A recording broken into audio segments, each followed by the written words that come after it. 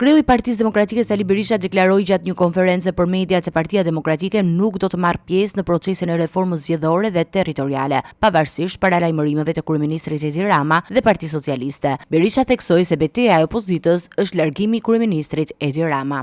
Edi Rama duhet jap dorëheqjen, kjo është përgjigjja ime për çdo fjalë të tij. Të largohet menjëherë nga pushteti.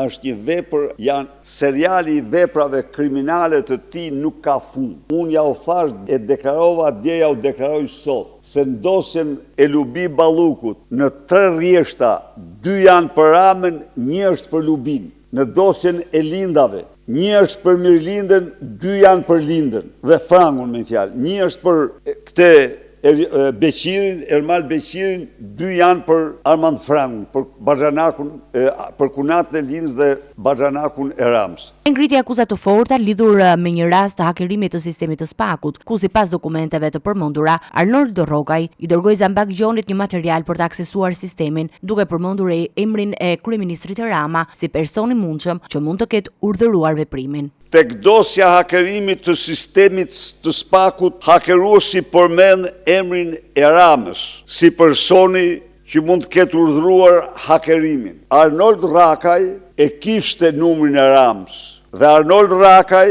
sa po të hapte faqen, do t'i dërgonte Rams të dhënat e faqes, hajt t'ju bëjmë këtë dhe atë me gjuhën e Lubis, se këtë gjuhë kishën ata njëri me tjetë, ja palloshe, jo këshu e është gjitha më tapja. Me datën 21 shkurt, do më thënë 10 ditë më vonë, i heturi Zambak kërkon informacion dhe për arrestim në shtetasit Angela Gaci. Pra, Angela Gacit i kishte ardhur flet arrestin nga antimafia italiane.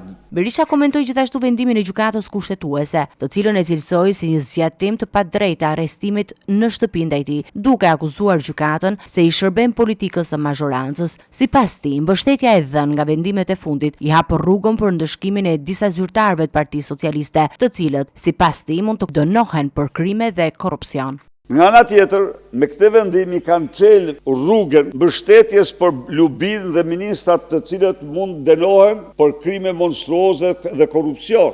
Pra, e kuptoni ju që në pamjet parë duke se mund thoni kanë bërë drejtësi, në të vërtetë janë treguar një seksion politik i Partisë së Krimit ashtu siç janë, të turpshëm,